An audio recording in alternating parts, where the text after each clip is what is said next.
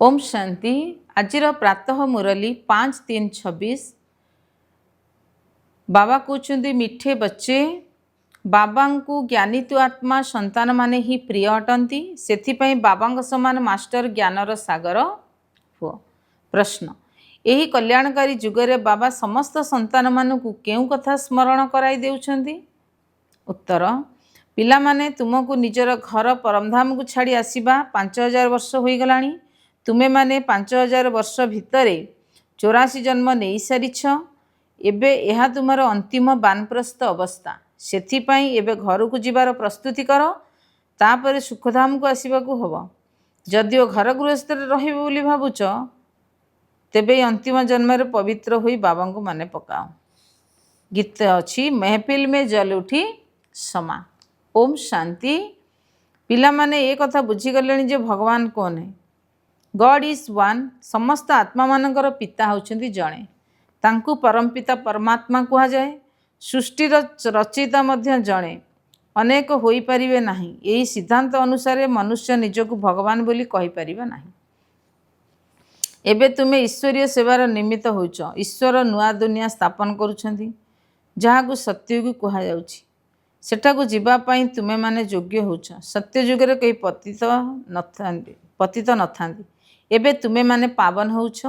बाबा कहउछंती मु ही पतित पावन अटे एवं मु ही तुम मानकु श्रेष्ठ मत अर्थात श्रीमत दउछि। मते मने पकाओ, जहा द्वारा तुमे माने पतित तम प्रधान रु पावन सत्य प्रधान होई जिवो। एही जोग अग्नि द्वारा तुमर पाप नाश होई जिवो। साधु संत माने तो कही दउछंती जे ईश्वर सर्वव्यापी। गोटिए पार्श्वर कहउछंती भगवान जणे, किंतु एठारे तो अनेक अछंती जेउठार निजको भगवान बोली कहउछंती। निजको श्री श्री 108 जगत गुरु बोली कहितांती, किंतु सारा जगतर गुरु तो एकमात्र बाबा ही अटंती। सारा जगतर पावनकर्ता एकमात्र परमात्मा अटंती, जे कि सारा दुनिया को दुखरु मुक्त करिथाए। से ही दुखकर्ता सुखकर्ता। मनुष्य मानक एभली कहा जाई पारिबो नाही। ए कथा तो तुम्हें पिला माने जानिछ। यह तो पतित दुनिया। एठारे तो समस्ते पतित। पवित्र दुनिया रे जथा महाराजा महाराणी तथा प्रजा। सत्ययुगरे पूज्य महाराजा महाराणी माने थांती। पुणी से माने ही भक्ति मार्ग रे पुजारी होई जाई थांती। सत्ययुगरे जो माने महाराजा महाराणी थांती से माने सेतेबेले दुई कला कम होई जाई थाए। सेतेबेले से मानकु राजा राणी कहा जाए। ए सब है विस्तारर कथा। नचेत गायन रही गोटे सेकेंड रे जीवन मुक्ति। बाबा बुझाउछंती गृहस्थ व्यवहार रे रुह, किंतु अंतिम जन्म पवित्र रुह। एबे तुम मानकर बानप्रस्थ अवस्था। वास्तव में आत्मा माने कौनसी अंडा सदृश नुहंती। आत्मा तो तारका सदृश। आत्मा बुझाउछंती बाबा बुझाउछंती जेते भी आत्मा अच्छी, जेते भी आत्मा अच्छंती समस्ते यही ड्रामा रे अभिनेता अटंती। जेपरि अभिनेता माने नाटक रे ड्रेस बदलाई भिन्न भिन्न पार्ट करिथांती, सेहीपरि यह मध्य एक अविनाशी नाटक बा बेहदर नाटक। आत्मा माने यही सृष्टि उपरे 5 तत्व तैयारी शरीर रे प्रवेश करी आगो को शेष पर्यंत पाठ करिथांती। परमात्मा एवं ब्रह्मा श्री विष्णु शंकर समस्त अभिनेता अटंती। नाटक रे पाठ करिया पे भिन्न भिन्न प्रकार ड्रेस मिलता है। निज घरे अर्थात परमधाम रे आत्मा माने सबु शरीर सहित अर्थात अशरीर अवस्था था। पुणी जेतेबेले 5 तत्वर शरीर प्रस्तुत होता है, सेतेबेले जाई सिथिरे प्रवेश करथांती। 84 शरीर मिलुची, तेबे सेतिकी नाम मध्य करुथिबे, किंतु आत्मार नाम तो गोटिए। तेबे शिव बाबा तो होउछंती पतित पावन, जहाँ द्वारा निजर शरीर नाही। सेतिपई तांकु शरीर को आधार नेबाकू पड़ी थाए। बाबा कहउछंती मोर नाम शिव। जदियो मु पुराणा शरीर रे आसीछि, किंतु तांकर निजर शारीरिक नाम रहिछि। तांकर व्यक्त लौकिक नाम अच्छी, किंतु अव्यक्त अलौकिक नाम ब्रह्मा रखा दिया जाइछि। जेपरि गोटे धर्मर व्यक्ति जदि अन्य धर्म को चली जाए, तेबे तार नाम परिवर्ते ହୋଇଥାଏ ତେବେ ତାର ନାମ ପରିବର୍ତ୍ତନ ହୋଇଥାଏ। ତୁମେମାନେ ମଧ୍ୟ ଶୂଦ୍ର ଧର୍ମରୁ ପରିବର୍ତ୍ତିତ ହୋଇ ବ୍ରାହ୍ମଣ ଧର୍ମକୁ ଆସିଛ, ତେଣୁ ତୁମର ନାମ ପରିବର୍ତ୍ତନ ହେଉଛି। ତେଣୁ ତୁମେ ଶିବ ବାବା ଥ୍ରୁ ବ୍ରହ୍ମା। ଶିବ ବାବା ପରମପିତା ପରମାତ୍ମା ଅଟନ୍ତି, ଯାହାଙ୍କର ନାମ କେବେ ବି ପରିବର୍ତ୍ତନ ହୁଏ ନାହିଁ। ଶିବ ବାବା ବ୍ରହ୍ମାଙ୍କ ଦ୍ୱାରା ଆଦି ସନାତନ ଦେବୀ ଦେବତା ଧର୍ମର ସ୍ଥାପନା କରୁଛନ୍ତି, ଯାହାକି ପ୍ରାୟ ଲୋପ ହୋଇଯାଉଛି। ଯେଉଁମାନେ ପବିତ୍ର ପୂଜ୍ୟ ଥିଲେ ସେଇମାନେ ହିଁ ପତିତ ପୂଜାରୀ ହୋଇଯାଇଛନ୍ତି, ସେଇମାନେ ହିଁ 84 ଜନ୍ମ ପୁରା କରିଛନ୍ତି। ଏବେ ପୁନର୍ବାର ଦେବୀ ଦେବତା ଧର୍ମର ସ୍ଥାପନାକୁ ହେଉଛି। ଗାୟନ ଅଛି ପରମପିତା ପରମାତ୍ମା ଆସି ବ୍ରହ୍ମାଙ୍କ ଦ୍ୱାରା ସେହି ଧର୍ମର ପୁନର୍ବାର ସ୍ଥାପନା କରାଉଛନ୍ତି। ତେଣୁ ବ୍ରାହ୍ମଣ ମଧ୍ୟ ନିଶ୍ଚିନ୍ତ ଆବଶ୍ୟକ। ତେବେ ବ୍ରହ୍ମା ଏବଂ ବ୍ରାହ୍ମଣ କେଉଁଠୁ ଆସିଲେ? ଶିବ ବାବା ଆସି ବ୍ରହ୍ମାଙ୍କ ଦ୍ୱାରା ପୋଷ୍ୟ କରୁଛନ୍ତି, କହୁଛନ୍ତି ତୁମେ ସବୁ ମୋର ସନ୍ତାନ। ତେବେ ତୁମେ ନିଶ୍ଚିନ୍ତ ଶିବ ବାବାଙ୍କର ସନ୍ତାନ ତ ଅଟ ନା, କିନ୍ତୁ ବ୍ରହ୍ମାଙ୍କର ସନ୍ତାନ ହେବା କାରଣରୁ ଶିବ ବାବାଙ୍କର ନାତି ହୋଇଯାଉଛ। ସବୁ ପ୍ରଜାମାନଙ୍କର ପିତା ତ ଜଣେ। ତେବେ ଏସବୁ ସନ୍ତାନ କୁମାର କୁମାରୀ ଅଟନ୍ତି, ସେମାନଙ୍କୁ ଶିବ ବାବା ବ୍ରହ୍ମାଙ୍କ ଦ୍ୱାରା ସ୍ଥାପନା କରୁଛନ୍ତି ବା ପୋଷ୍ୟ କରୁଛନ୍ତି। ଏ କଥା ସବୁ କ'ଣ ମନୁଷ୍ୟମାନେ ଜାଣିଛନ୍ତି ଯେ ବାବା ଆସି ଆଦି ସନାତନ ଦେବୀ ଦେବତା ଧର୍ମର ସ୍ଥାପନା କରୁଛନ୍ତି? ଏମିତି ନୁହେଁ ଯେ ନୂଆ କରି ଆତ୍ମାମାନେ ପାଠ କରିବା ପାଇଁ ଆସୁଛନ୍ତି। ଯେମିତି ଭକ୍ତିରେ ଦେଖାଇଛନ୍ତି, ପ୍ରଳୟ ହୋଇଗଲା, ପୁଣି ଶ୍ରୀକୃଷ୍ଣ ସାଗରରେ ଅଶ୍ୱତ୍ଥ ପତ୍ର ଉପରେ ଭାସି ଭାସି ଆସିଥିଲେ। ତେବେ ଏହାର ଅର୍ଥ ହେଲା ଯେ ମନଗଢ଼ା କାହାଣୀ। ସାରା ବିଶ୍ୱର ଇତିହାସ ଭୂଗୋଳର ପୁନରାବୃତ୍ତି ହେଉଛି। ଆତ୍ମା ହିଁ ଅମର ଏବଂ ତା ଭିତରେ ଥିବା ପାଠ ମଧ୍ୟ ଅମର। ପାଠ କେବେ ବି ଘୋରି ହୋଇଯାଏ ନାହିଁ। ସତ୍ୟଯୁଗରେ ସେ ଲକ୍ଷ୍ମୀ ନାରାୟଣ ସୂର୍ଯ୍ୟବଂଶୀ ରାଜଧାନୀ ସ୍ଥାପନ ଚାଲି ଆସୁଛି, ଯାହାକୁ କେବେ ବଦଳୁ ନାହିଁ। ଦୁନିଆ ନୂଆରୁ ପୁରୁଣା ଏବଂ ପୁରୁଣାରୁ ନୂଆ ହୋଇ ଚାଲିଛି। ପ୍ରତ୍ୟେକଙ୍କୁ ଅବିନାଶୀ ପାଠ ମିଳିଛି। ବାବା କହୁଛନ୍ତି ଭକ୍ତି ମାର୍ଗରେ ଭକ୍ତମାନେ ଯେଭଳି ଭାବନାରେ ଭକ୍ତ କରିଥାନ୍ତି, ମୁଁ ତାଙ୍କୁ ସେଇଭଳି ସାକ୍ଷାତକାର କରାଇଥାଏ। କାହାକୁ ହନୁମାନର, କାହାକୁ ଗଣେଶର ମଧ୍ୟ ସାକ୍ଷାତକାର କରାଇଥାଏ। ସେମାନଙ୍କର ସେହି ଶୁଭ ଭାବନା ସ୍ମରଣ କରିଥାନ୍ତି। ଏହା ମଧ୍ୟ ଡ୍ରାମାରେ ନିର୍ଦ୍ଧାର୍ଯ୍ୟ ରହିଛି। ତେଣୁ ମନୁଷ୍ୟମାନେ ଭାବନ୍ତି ଭଗବାନ ସମସ୍ତଙ୍କ ଭିତରେ ଅଛନ୍ତି, ସେଥିପାଇଁ ସର୍ବବ୍ୟାପୀ କହିଦେଉଛନ୍ତି। ଭକ୍ତମାନଙ୍କର ମାଳା ମଧ୍ୟ ରହିଛି। ପୁରୁଣାମାନଙ୍କ ମଧ୍ୟରେ ନାରଦ ଶିରୋମଣି ରୂପରେ, ପୁଣି ନାରୀମାନଙ୍କ ମଧ୍ୟରେ ମୀରାଙ୍କର ଗାୟନ ରହିଛି। ଭକ୍ତମାଳା ଅଲଗା ଏବଂ ଜ୍ଞାନମାଳା ଅଲଗା ଏବଂ ରୁଦ୍ରମାଳା ଅଲଗା। ଭକ୍ତମାନଙ୍କର ମାଳାର କେବେ ପୂଜା ହୁଏ ନାହିଁ।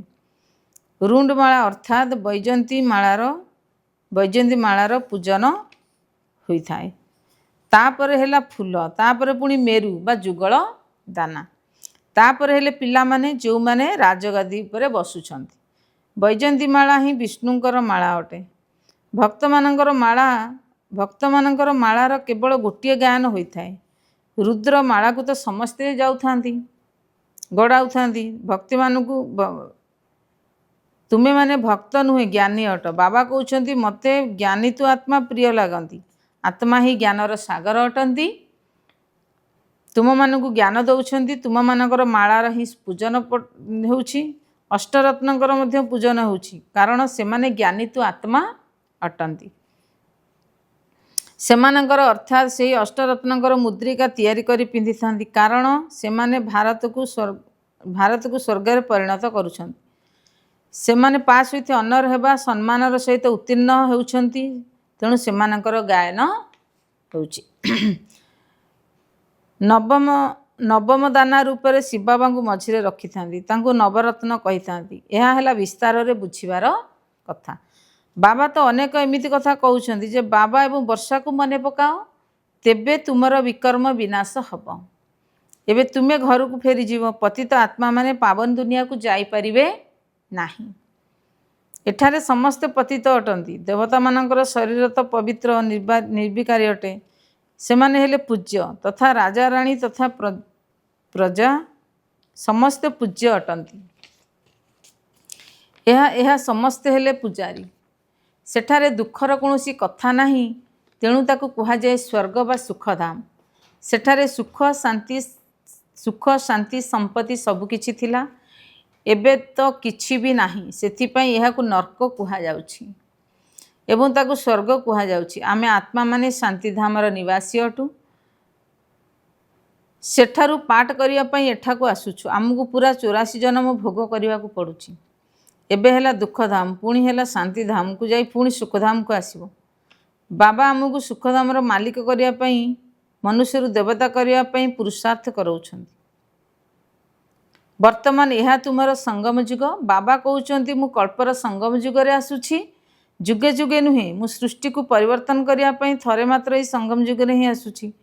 प्रथमे सत्य जुग थिला, एबे कली जुग अछि, पुणी सत्य जुग आसीबो। यह हेला कल्याणकारी संगम जुग। ଯେଉଁ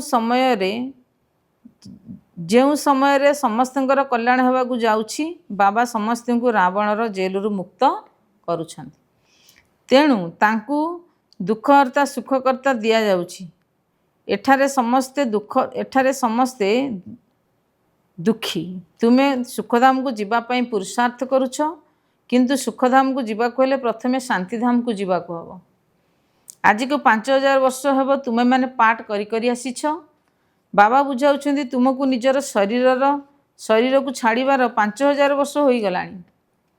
यह मध्य तुम्हें भारतवासी माने 84 जन्म नहीं सारिछ। एबे तुमर अंतिम जन्म अटे एवं समस्तंकर बानप्रस्थ अवस्था। तेणु समस्त को जीवाकू हब। गायन अच्छी ज्ञानर सागर बा रुद्र। यह है शिवंकर ज्ञान यज्ञ। शिव बाबा ही पतित पावन परम पिता अटंती। रुद्र ज्ञान तो भक्ति मार्ग देउछन्ति। तांकर प्रकृत नाम ही गोटे शिव। शिव बाबा ब्रह्मा द्वारा स्थापना कराउछन्ति। ब्रह्मा मध्य जड़े ही अटंती। यही पतित ही पवित्र ब्रह्मा हुअन्ति, पुणी शेष फरिश्ता हो जाती। जहाकू सूक्ष्म लोकरे देखाउछन्ति सी अन्य केही नुहंती। ब्रह्मा तो जड़े, किंतु ये हेले व्यक्त, सी हेले अव्यक्त। ये संपूर्ण पवित्र होईगला, तांकु ही तुमे सूक्ष्म लोकरे देखिबो। सेठारे हाड़ मांसर शरीर न थाए। बाबा बुझाउछन्ति जेउ आत्मा को शरीर मिले नहीं, सी एणे तेणे घूरी बुलु थाए, जहाकू भूत कुआ जाए। जे पर्यंत आसी नाहांती, जो पर्यंत शरीर न मिली, से पर्यंत एणे तेणे घूरु थांती। सेमानक विषय केही केही भल आत्मा थांती, आउ केही खराब आत्मा मध्य थांती। तेबे बाबा प्रत्येक कथार ज्ञान दौरान, कारण सी ज्ञानर सागर अटंती। तेणु निश्चित भाव में ज्ञान बुझाइबे। शास्त्र रे वर्णित अच्छी गोटे सेकेंड रे जीवन मुक्ति। बाबा एवं वर्षा को मने पकाइले गोटे सेकेंड रे जीवन मुक्तिर वर्षा मिल जिवो। यह केते सहज, नाम ही सहज राजयोग। से माने हेले सन्यासी माने भावुछंती यह ही भारतर प्राचीन योग, किंतु ताहा हला हठ योग। राजयोग तो बिल्कुल सहज अटे। योग अर्थात स्मरण, सेमानकर हला हठ योग, यह हला राजयोग। बाबा कहउछंती मते एई भली मने पकाओ। कौनसी लकेट बा पकेट आदि गलारे पिंधिबार आवश्यकता नहीं। तुमे माने तो सेई पितांकर संतान अट, केवल तांकु मने पकाओ। तुमे एठाकू पाठ करिया पई आसीछ, एबे समस्त को घर को फेरी जीवाकू हबो। पुणी एठाकू आसी सेई पाठ करिवाकू पड़िबो। भारतवासी ही सूर्यवंशी, चंद्रवंशी, वैश्यवंशी एवं शूद्रवंशी होई थांती। मझिरे अन्य धर्मावलंबी माने मध्य आसी थांती। सेठारे तुमे सेठारे 84 जन्म नेइछ, पुणी मु ही नंबर 1 रे जीवाकू ही हबो। जदि तुमे माने सत्ययुग को आसीबो एवं अन्य समस्ते शांतिधाम रे थिबे, सेतेबेले अन्य सबु धर्मवाला नथिबे। अन्य धर्मावलंबी मानकर कौनसी वर्ण नहीं। वर्ण तो केवल भारतवासी ही होता है। तुमे माने ही सूर्यवंशी थिल, चंद्रवंशी थिल, एवं ब्रह्मावंशी एवं ब्राह्मण वर्ण अछ। ए सबु कथा बाबा ही आसी बसी बुझाउछन्ति। जो मानक बुद्धि रे ज्ञानर धारणा होई पारु नहीं, बाबा से मानकु कहउछन्ति तुमे बेहदर पिता को माने पकाओ।